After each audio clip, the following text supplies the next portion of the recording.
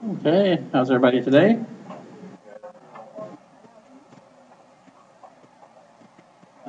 Does everyone here have a syllabus? Uh, I handed out last time. In the okay. All right. Let's log on to your computer, please. And does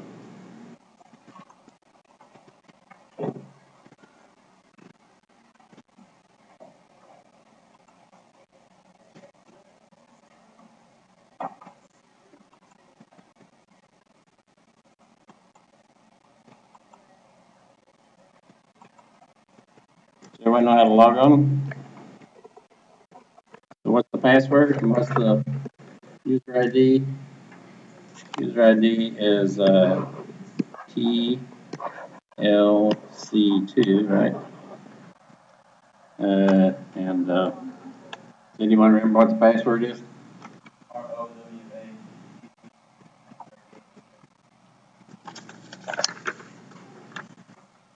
Or go again.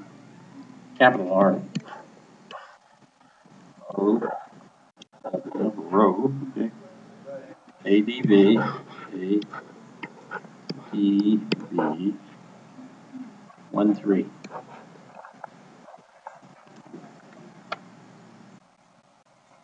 And it's the local this computer. Okay. The domain is this computer.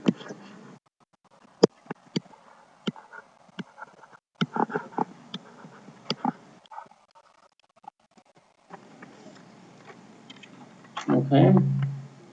So let's log on and then let's bring up the internet one way or the other.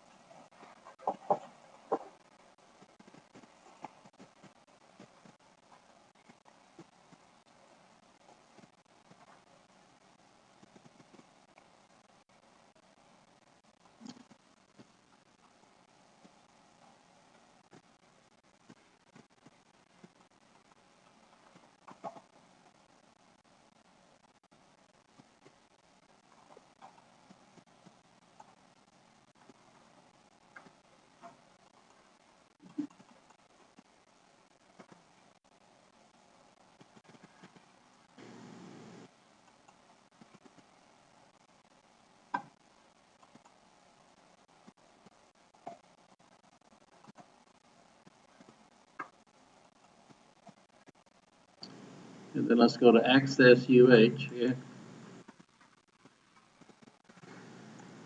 And let's log on there.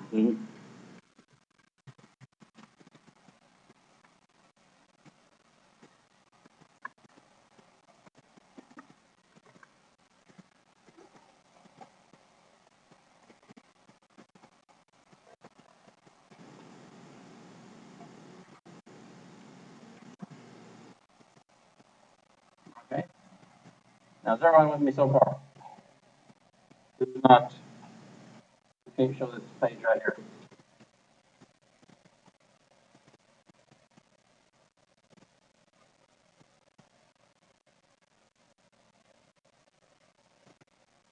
Okay.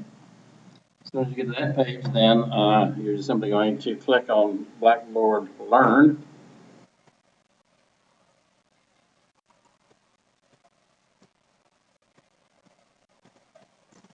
That will give you a course list. I suspect this may be the only course on your list. Okay. In my case, I've got two courses, EPAC. This was kind of a learning course for me. This is the actual course here, so I click on this again. And you should come up with a page that has course content on it. Everybody have that? Okay, well, let's scroll down here and see what's on course content, okay? It should say fall semester 2012. it should say Emerge with Computers version 3.0, okay? And as we go down, there should be something that says Slides. Everybody have slides there? The course information. This item is not available. Does it actually have it on yours or not? No. So, I mean, what I have is the instructor version here, okay? You have the student version, okay?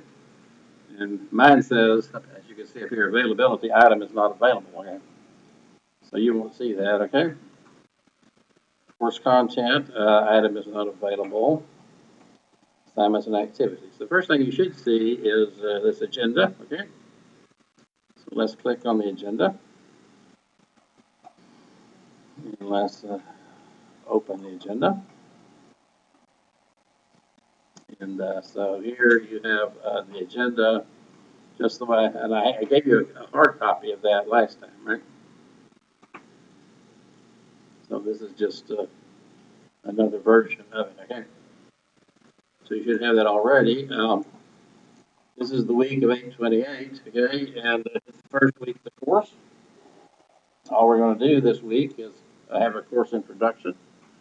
We started the course introduction on Tuesday. I'm going to finish the course introduction today.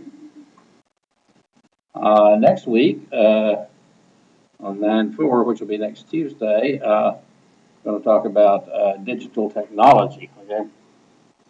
I may actually start on digital technology today, toward the end of this class. In fact, I expect I will, okay? Because I don't have that much more introduction to do. But next week, we're going to talk about digital technology. We're also going to talk about operating systems, web research. The slide, the slide presentations are going to be CO1 and SO2. Okay? So this is for the whole week, okay? Tuesday and Thursday. So this is what we cover Tuesday. There's nothing on the agenda that says exactly what's going to be on Tuesday and exactly what's going to be on Thursday. So I can't gauge it that well. In fact, I even get ahead and behind on a week-by-week basis. Okay. So let's just exit this. That gets us back to the agenda, and we basically click back on course content. So on the course content, this is going to be the textbook here, okay? And if you have access to the textbook, okay, this is how you're going to get to the textbook. I want to come back to that, okay? I want to come back to slides, okay? So the agenda, the next thing is the syllabus, okay? You should open that up, okay? And it's the same as the syllabus that I gave you last time, right? So you look at that. It's just that I want to have a copy online. Okay? Exit. Go back to course content. The next thing is TA information.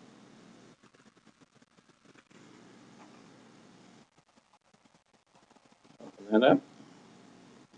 So I think you met Cyril Harris last time. He came to class and presented himself. So he'll be one of the TAs, which means mainly being a grader. His office is 313 PGH. And his office hours are 1 to 2:30 Monday, Wednesday, and 7 to 8 on Tuesdays. So you can just walk in on him during those office hours. You know. If you want to see him at other times, you can send him email. The second TA is Louis Morais. He's also in room 313. He has different office hours, okay, 1 to 2:30 Monday, Wednesday. Okay. I'm sorry, he has the same office hours Monday, Wednesday. There's something wrong here. Something's wrong. What did I do wrong? I made a mistake. I copied one into the other. Their office hours aren't the same. Okay.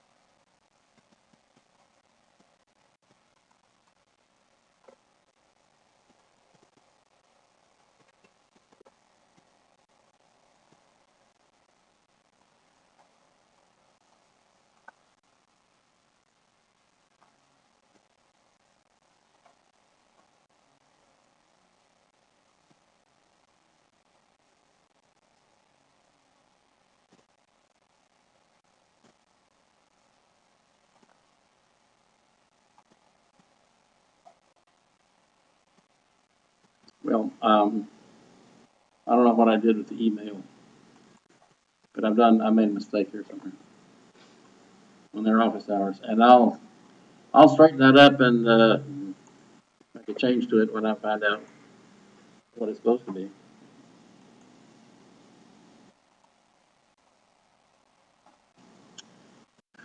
Okay, so go back to course content.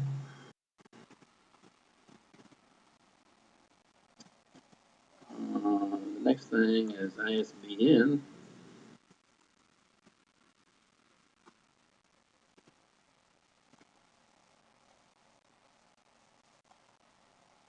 So here's the ISBN. Okay, here.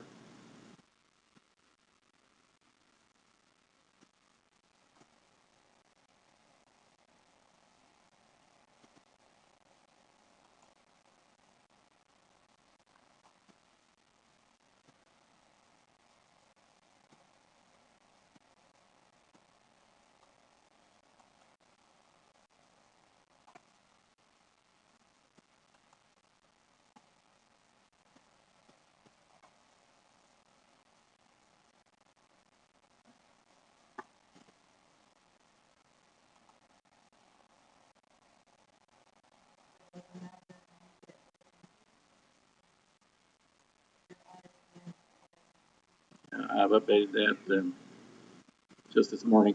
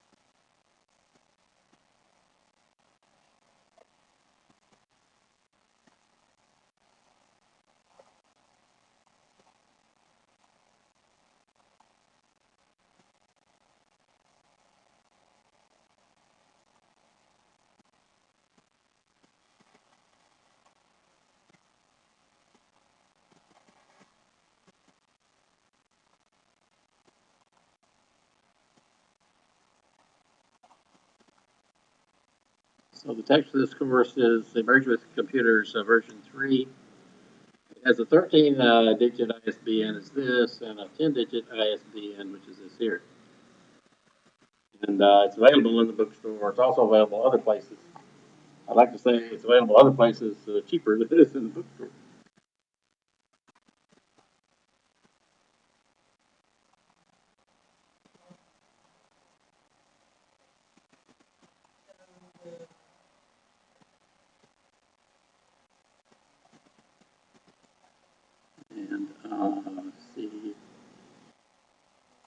here's the seating chart. I'm going to have to update that also.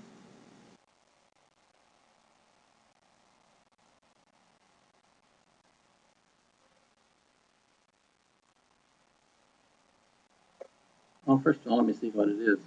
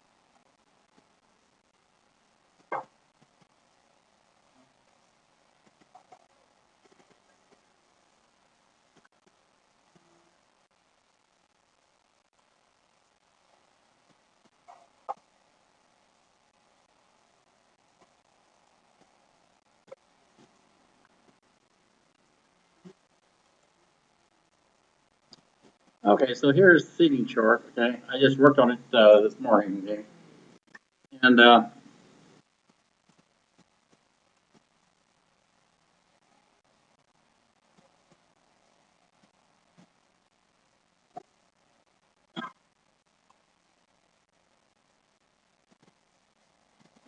so I hope these correspond here. Okay.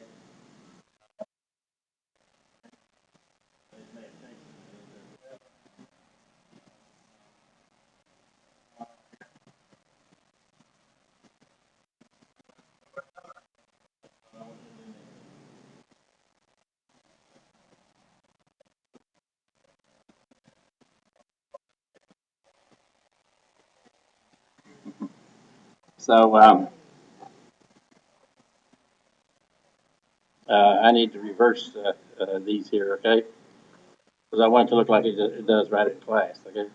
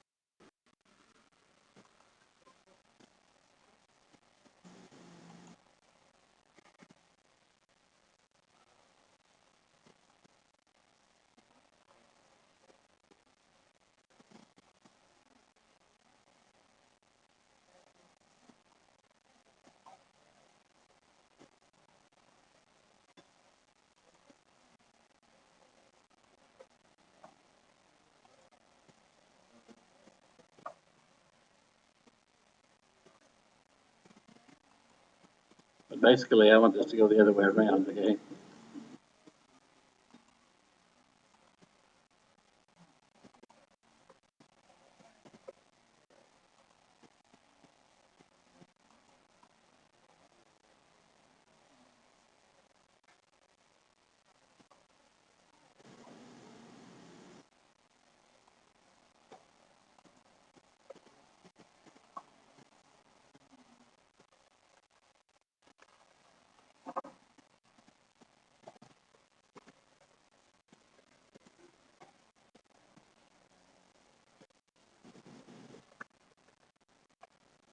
So anyway, I'll switch this around. So it's just a mirror image. Okay. And I'll do that offline. Okay. So what I want is starting the next time, I want you to check the seating chart, okay, and send in those, and then we'll start taking. I'll have the TAs start taking, attendance.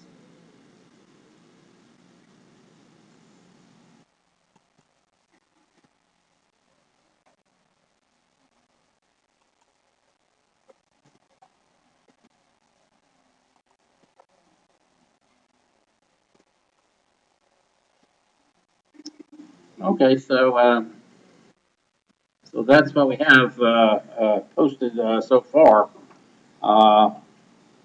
And I got to make some changes here, and here, and here.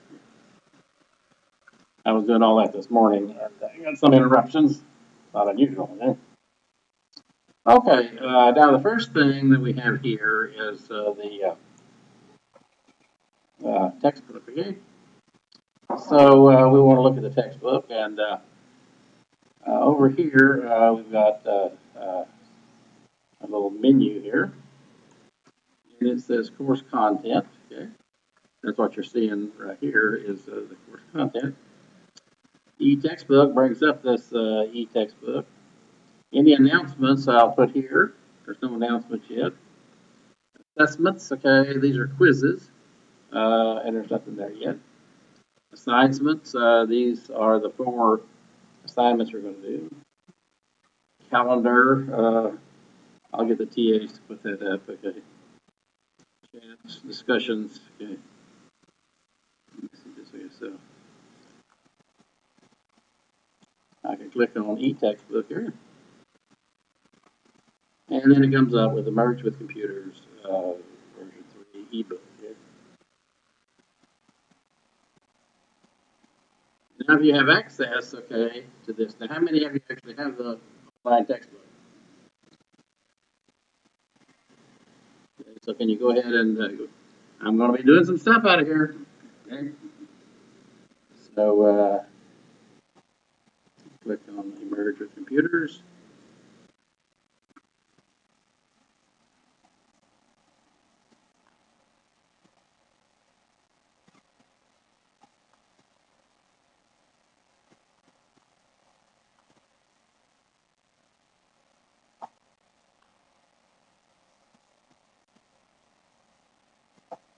Okay, so then this should come up, okay, and this is your textbook. I'm probably going to do more online with this textbook this semester than I did before because it's a new edition. I need to see what's changed, and so I think it's more important to get this thing this semester than before. So here you can go on concepts, okay, and it expands the concept chapter. Okay? So the first concept chapter is digital technology. That's CO1, okay, where it says 1 here. The chapter is also referred to as CO1, concepts 01, okay. Concepts 02, concepts 03, concepts 04, okay, and so forth. Okay.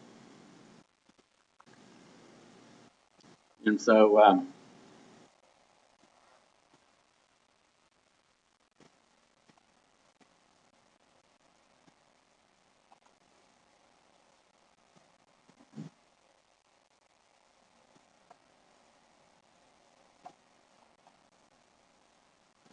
you can go through this and look at it. You can write notes here or close this little note thing. Like this.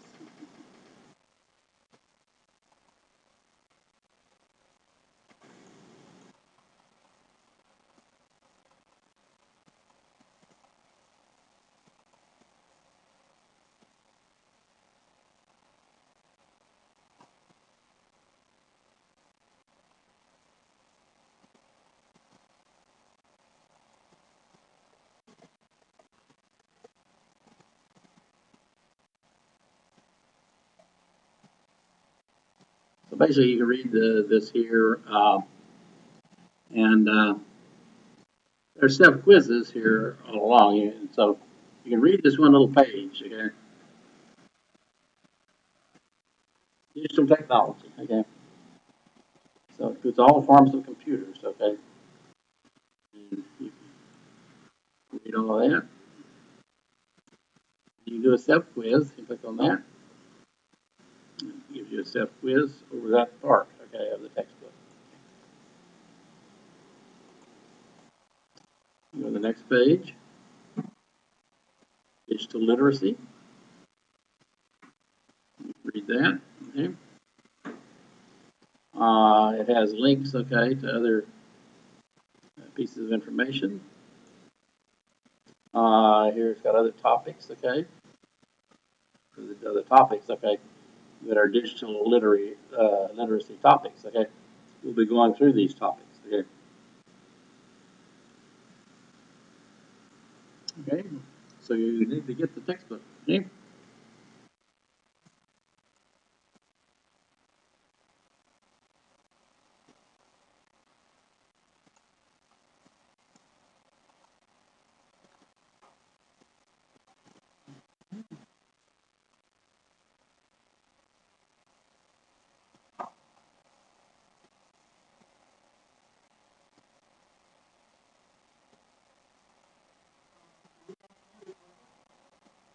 Those sub quizzes you don't have to do.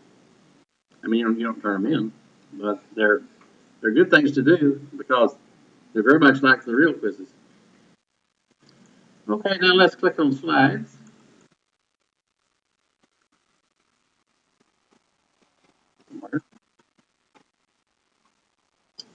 And if you click on slides, then you should get contents, issues, and skills. Okay, so these are the three things we cover in this course. And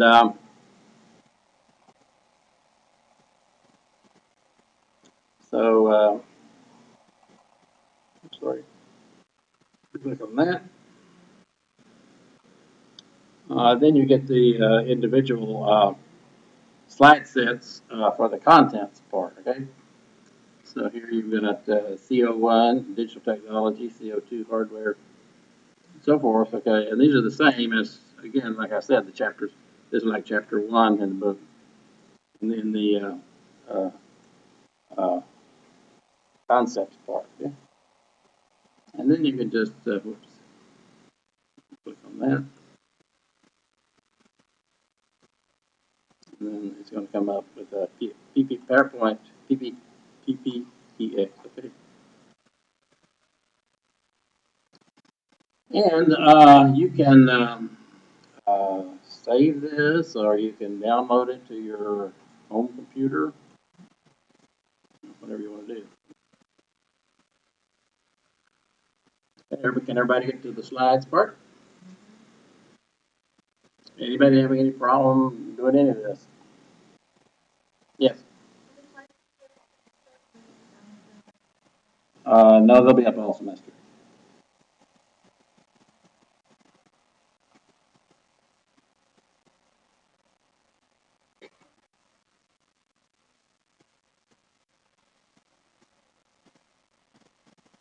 Okay, so there's this. This is the textbook. These are the slides. We don't have any, of course. All you've got right now is the agenda, the syllabus, the TA information, the ISBN, and the seating charts. Okay.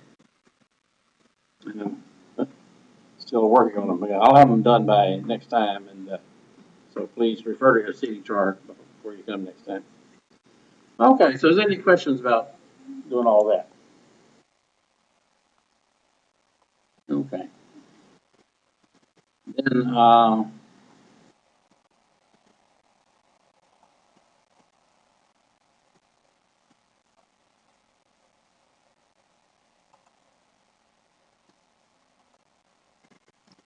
So I'm going to go ahead and start then on the chapter CON, digital technology. So digital technology, the whole idea here is we can represent all different types of information with ones and zeros. That's the whole idea of digital technology.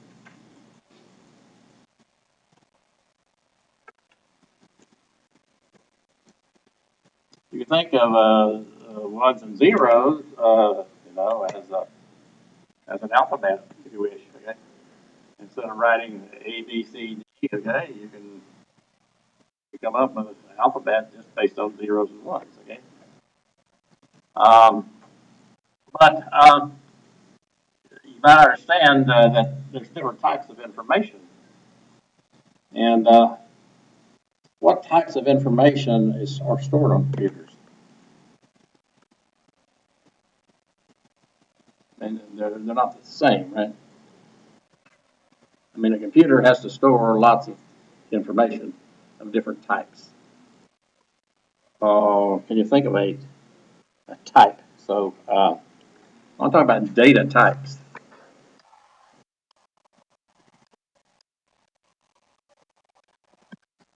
Right?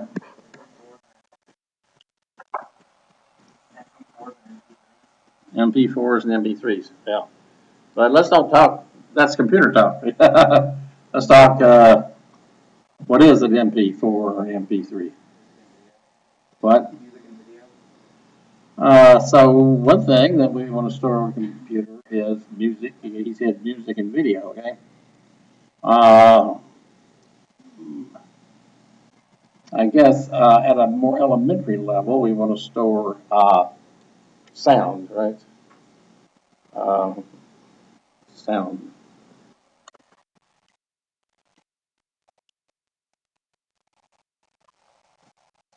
Uh, we want to be able to store a person's speech. Yes. Sorry. RAM is not a data type. ROM is not a data type. A data type is some actual data of some type. So a sound, if you store a sound, that's a data type. A picture is a data type.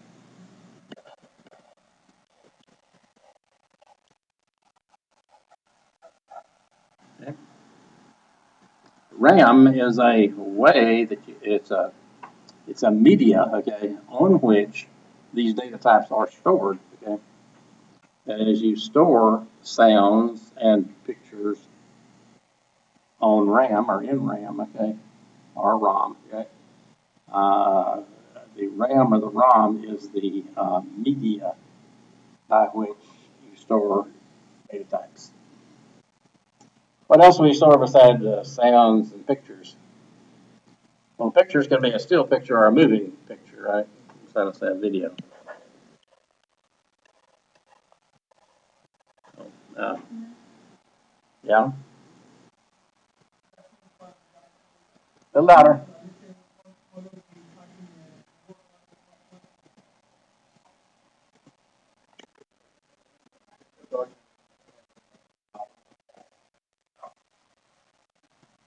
And more elementary than that would be text, right?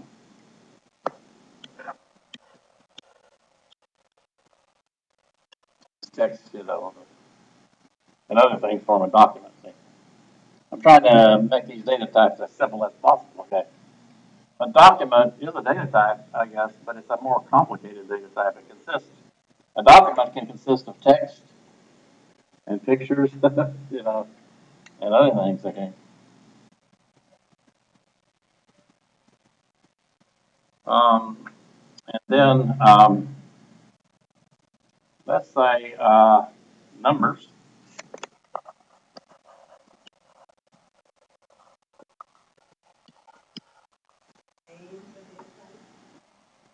Names, are names are always, or at least most of the time, are just text. Okay.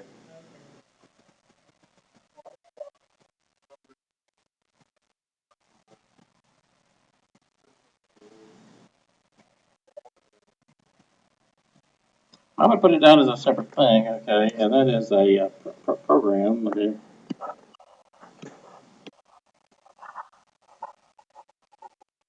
However, programs are a data type. Okay. I'd rather say though maybe instructions. Okay, computer instructions. Okay, machine instructions.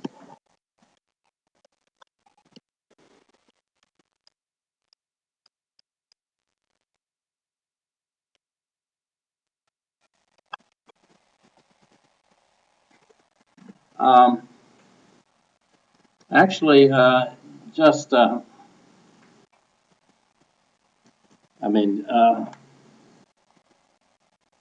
mean, I guess this is sort of fundamental to the way computer people think. You know, what is a data type? You know, to people who are in computers, the notion of data types are you know, quite important and well known. You know, but if you're not really into the internals of the computer, I mean, why would you say sound is a data type and not say a symphony? You know, I mean, computer people like to try to break the data types down into the simplest thing. It's better, they like to say text instead of names. Okay. I mean, if something can be broken down, say, if an object can be broken down into several different smaller types. I mean, it's I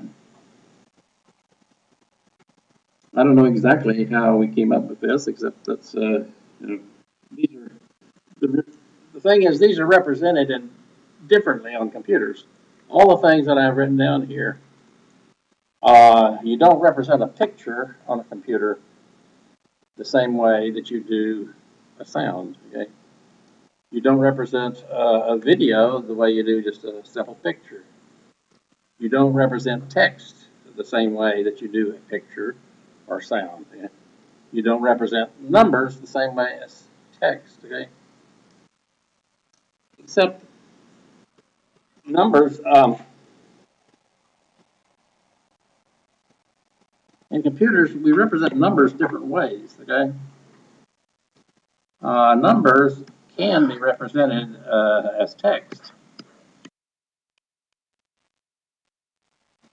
if all you want to do is read them and write them. Okay, and you want to treat them just like, I mean, numbers can be treated just like. I mean, text is like the characters on your keyboard. Okay?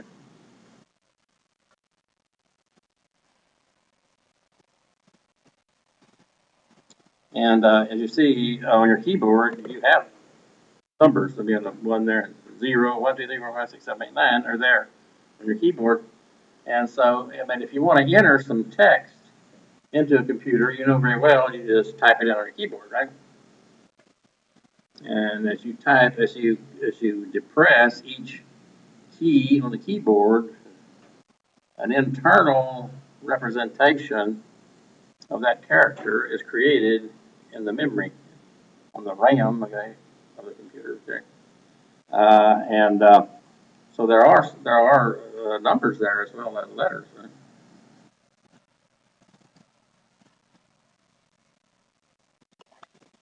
So text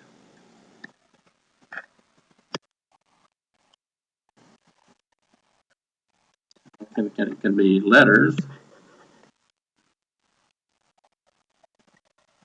and these can either be caps or small. Okay,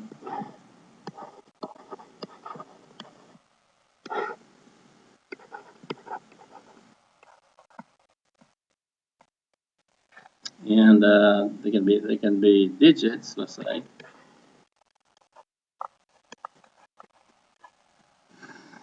0, 1, 2, 9. They can be special characters.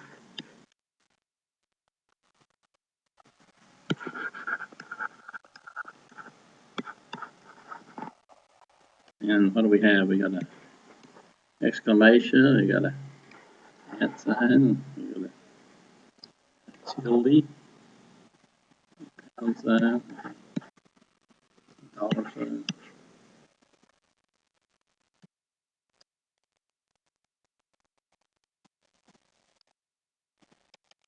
And these actually differ from one country to another, right?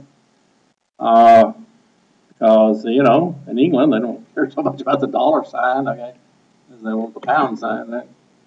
Or the euro. And when you buy a computer, you need something. In some places, you have to specify what keyboard you want. And there's kind of a standard American keyboard, but you go to other countries, the keyboards are different. The text can be any of these things. Okay. On the other hand, numbers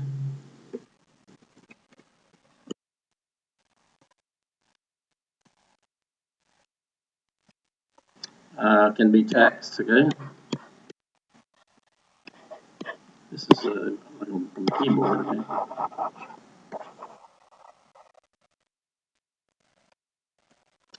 But it can also be binary numbers. And they can be binary integers, okay?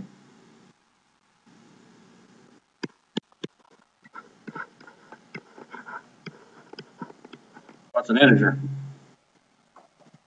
Integer means what? A whole number, okay?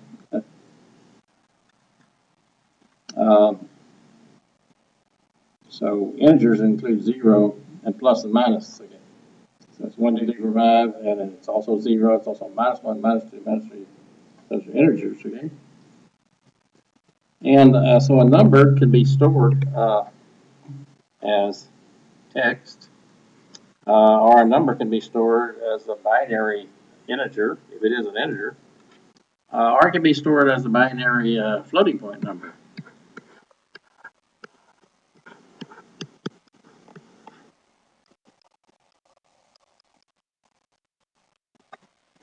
Floating point means it's not an integer. Well, it doesn't mean it's not an integer. It can still be an integer. Floating point numbers include the integers, but they also include, the numbers that are not integers, like a half and or, 0.27 and things like that. So there's all these data types.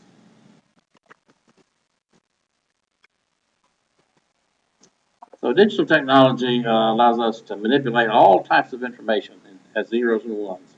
And what we're going to do, I guess the first thing we're going to look at in this course is how these things are stored internally on a computer. Why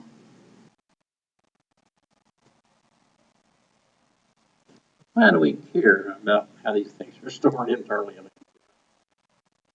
You're never going to go inside the computer and look at it inside the computer. Why do we care how these things are stored inside of a computer? Well, it just clears up a lot of problems. You wonder how these things are done, and you don't want to make a mistake because of the way things are represented. Suppose you just take a document here.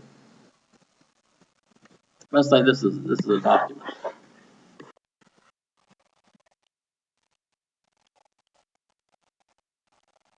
And let's say you go to a scanner and you scan this document. And you put this document in your computer.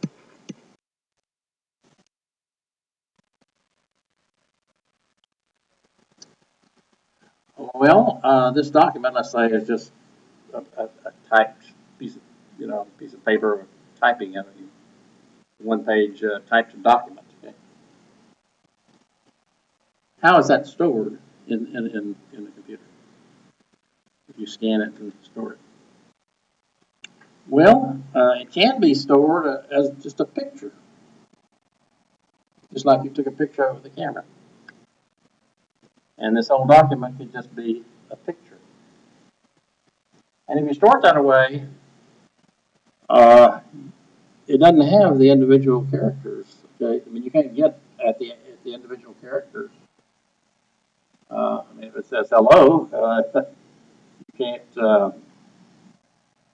can't modify that hello. You can't do anything with it except look at it.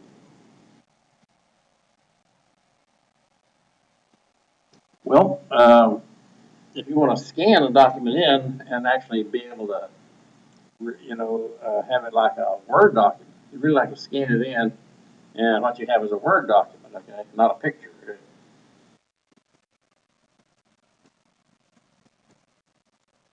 So that you can process it, say, with Microsoft Word. Well, you can do that. It depends on the scanner. Okay? There's something called OCR, stands for optical character recognition.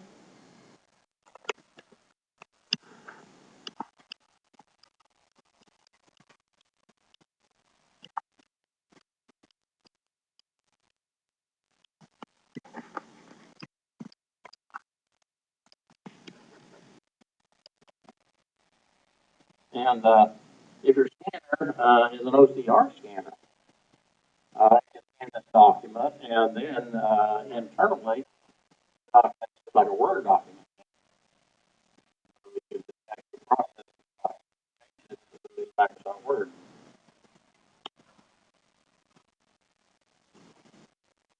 You all remember last time I had this little problem here with it. So here, I'm going to write something with this pen here.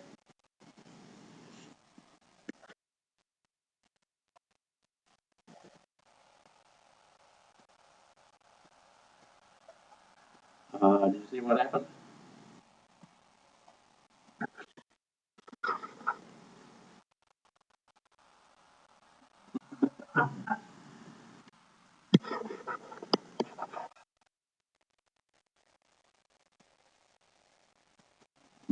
This is optical character recognition. I mean, the computer, the squiggles that I put in go in kind of like a picture.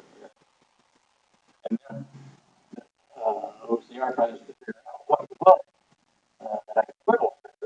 And so it does the best job it can, if anything.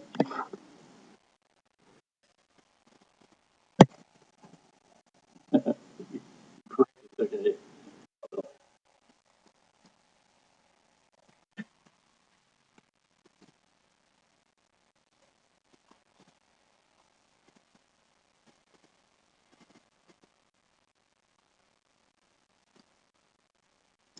So anyway, all types of information is ones and zeros, okay?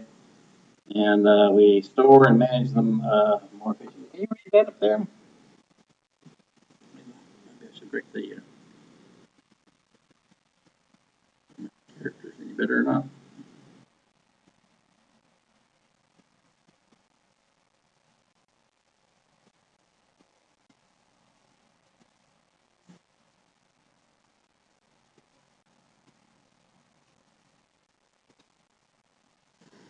So digital literacy is to understand how computers represent different types of data with digits, okay? And so we're going to talk about the computer literacy, bits and bytes, digitization, ASCII, binary numbers, okay? Digital convergence, okay? This idea of digital convergence is an important idea. What is meant by digital convergence is one of the good things about computers is all types of data can be represented on the computer with zeros and ones.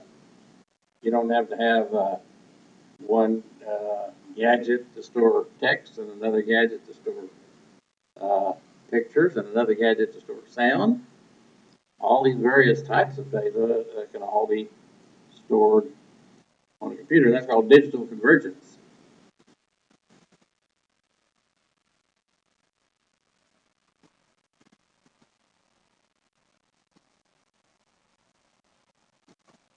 Okay, so a computer, electronic device.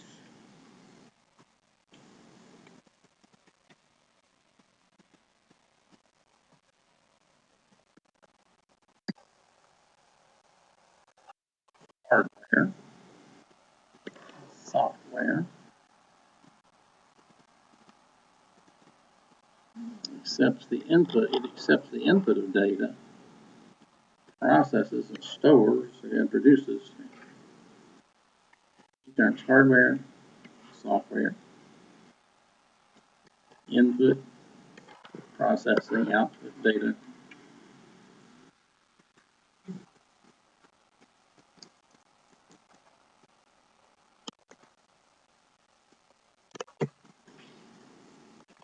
So there's kind of a standard diagram that computer people use to introduce a computer. Yeah.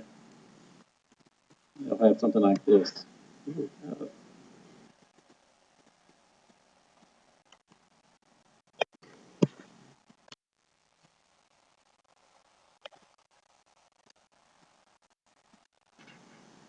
have a little box here. Let's say CPU. And I'll have another little box here.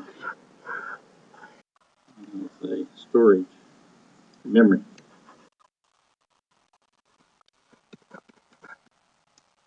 And then another little box will say input.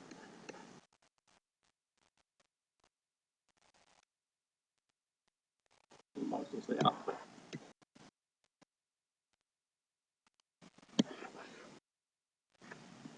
A layer like that. A layer like that. Two little layers like this. See? This is kind of a universal diagram of a computer. CPU stands for the central processing unit.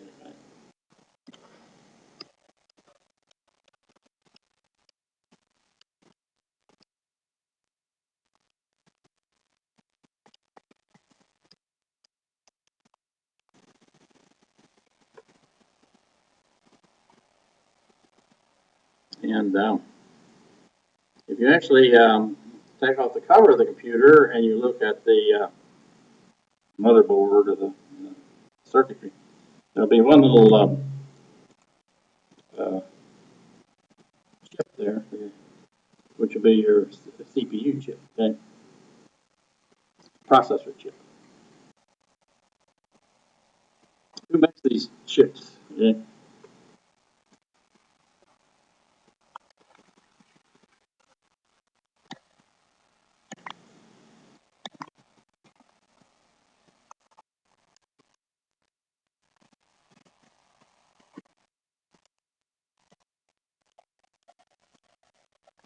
CPU is sometimes called the processor, okay? And it's a chip, okay? Processor chip. And it's a little piece of silicon, okay?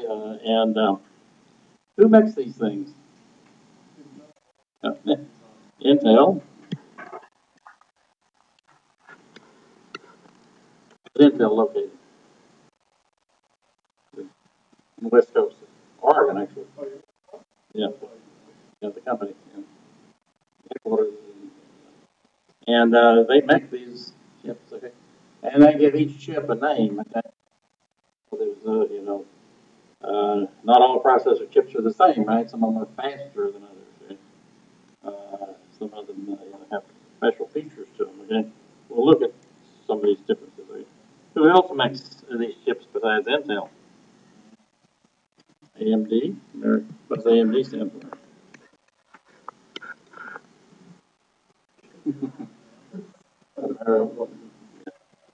American Micro Devices. Okay, but also lots of companies that make them. Okay, TI makes processors. Okay, NEC in Japan makes processor chips. Okay, IBM makes them. Are all these processor chips the same? No, they're not. And although let's say Intel, AMD, they're pretty much the same, okay? But TI makes different types of processors, okay, from others, okay?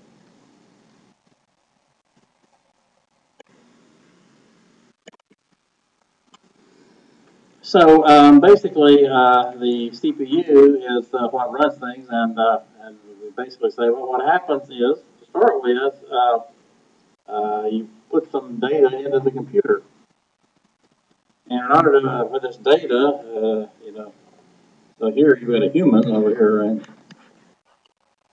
And this human has some data, on a piece of paper, and it has to put this has to be input into the computer. But the central processor basically has to run and has to be set up to be ready to take this data in. Okay? And when it comes in, it then puts it down here on the memory. This memory is another chip. Okay? There's on most computers, I guess all computers that are commercial computers, there's a CPU chip and there's a memory chip. And the memory chip just has, where all this stuff gets put in. And then the CPU later brings this stuff back, okay, from memory, okay, and then outputs it, okay. These two little arrows down here are where most of the action is when a computer is running, okay.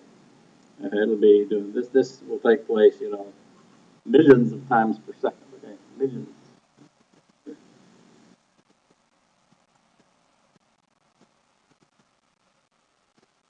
So a computer does computing, computation, automation, communication.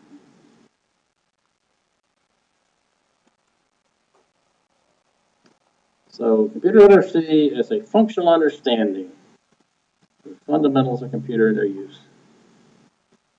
Computer fluency captures the essence of business expectations. Okay? So businesses certainly expect you to be computer literate, but they may want more than just literacy. They want maybe just understand this thing, but you can actually do a few things with the computer. So knowledge workers should have more than a functional understanding of computers. Be swift to pick up new computer skills.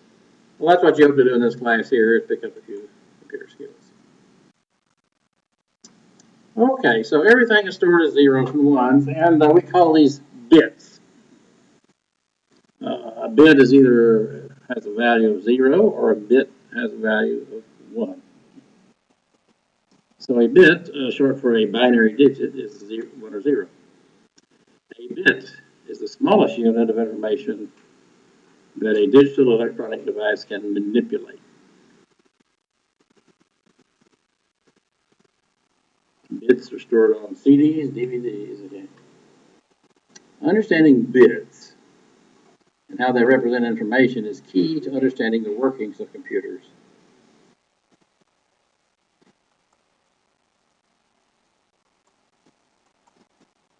So, with just one bit, you can store some information, right? I mean,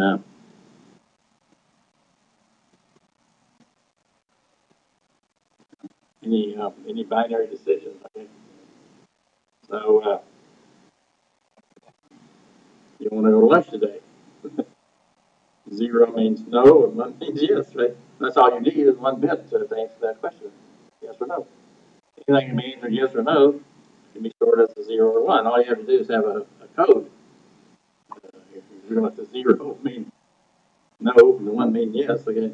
You have that understanding, you can store that. Now, if you take 2 bits together, so if you have a 0 and 1, you only have to store 2 things, a yes and a no. Something.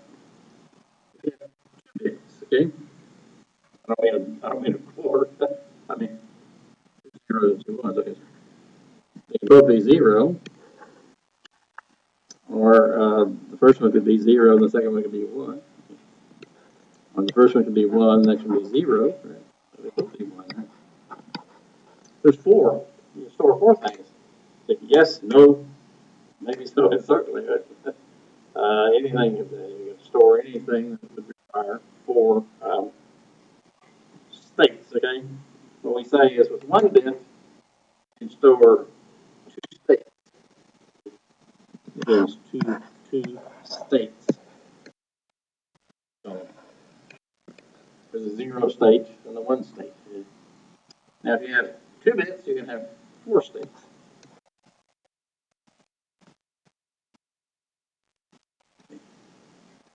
The state, the 0, 0 state, the 0, 1 state, the 1, 0 state, the 1, 1 state. If you got 3 bits, 0, 0, 0, 1, 0, 1, 0, 1, 1, 0.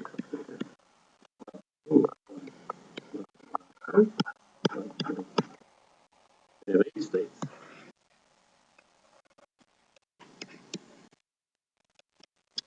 So let me ask you this. How many bits would we have to come up with enough states that we can store the alphabet.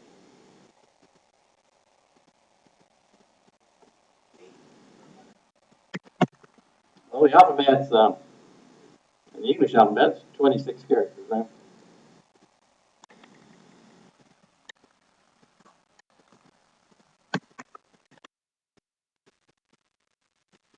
But, well, we got those 26 characters in the English alphabet, but we want a capital A and a small a, right? And a capital B and a small b. So we got to double it. There's 52 letters, okay? So how many bits would we have to have at least 56 states, okay? So here's this is the number of bits, okay? And this is the number of states. With one bit, you can have 2 states. Bits, you can have 4 states. 3 bits, you can have 8 states. 4 bits, you can have 16. 5, you can have 32. 6, you can have 64. 7, you can have 128. 8, you can have 250. And so forth. Okay?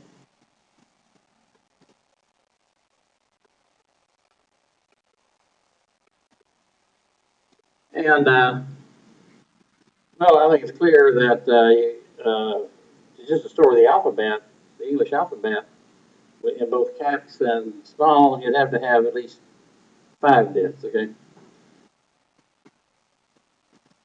Now, what we do is we've actually, the computer industry has settled on 8 bits, okay?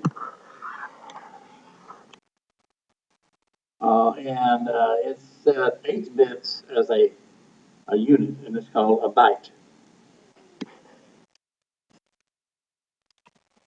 8 bits together is a byte.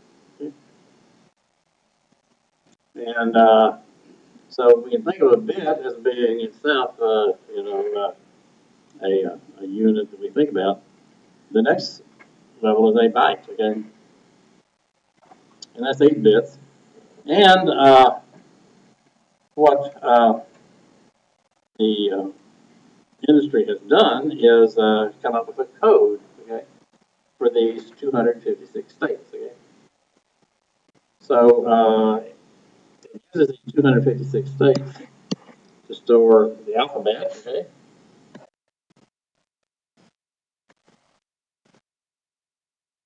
The caps, small ones. That uses up, 52 of these things, okay? Then the digits and special characters. And in fact, what's stored in this code, this is called a code. The code for storing things. Okay? And we talk about the ASCII code.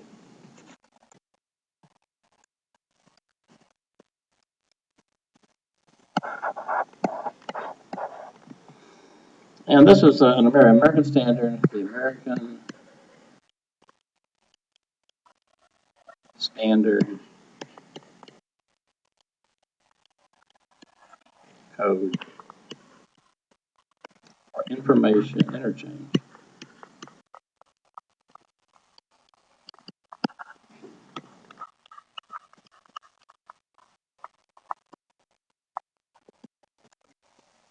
It's the ASCII code.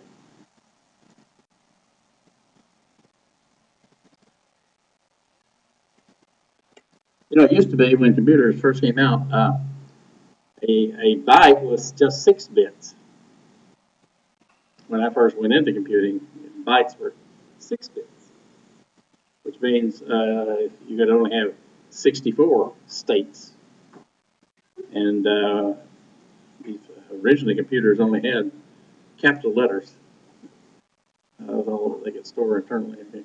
And then some special characters. Nowadays, this American Standard Code is, I think, itself becoming a little bit obsolete. With AI because things have gone international, and we have to store things like the Chinese characters. Okay? And the Chinese characters, there's lots of them, right? And so 8 bits, gives us 256 states. And 250, there's way more than 256 Chinese characters. How many bits would we have to store all the Chinese characters? Well, I mean, how many of you do Chinese? How many can do Chinese here? Read Chinese, right? Read Chinese, okay? How many characters are there? A lot, right? Do you have any idea how many there are? How many bits it would take to store all of them? Well, so we can do that now. The computers, can store Chinese characters. Although, how many? So if you've got, if we have n bits, okay, we can store two to the n bit. So we have 1 bit, so 2 to the n plus 1 states.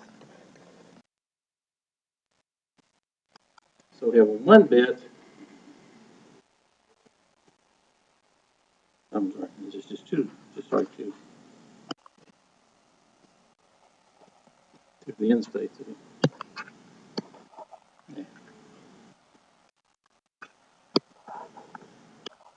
So you have 1 bit, you can store 2 states. Okay. You have 2 bits, you can store 4 states. Okay.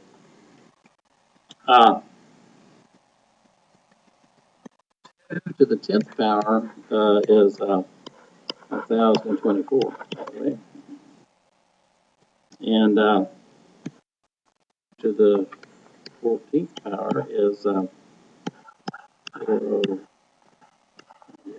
to the 12th power, 4096 again.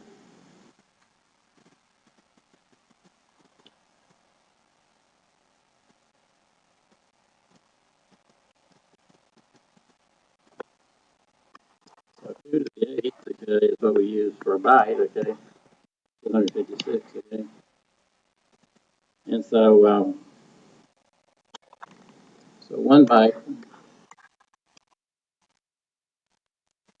8 bits, okay. So to store these Chinese characters, we actually use 2 bytes together, okay. So you can have this so-called long byte, okay. Let's say the big byte, the big byte. 18 equals 16 bits. And with that, you can store, as much as you want. Right? Yeah. What?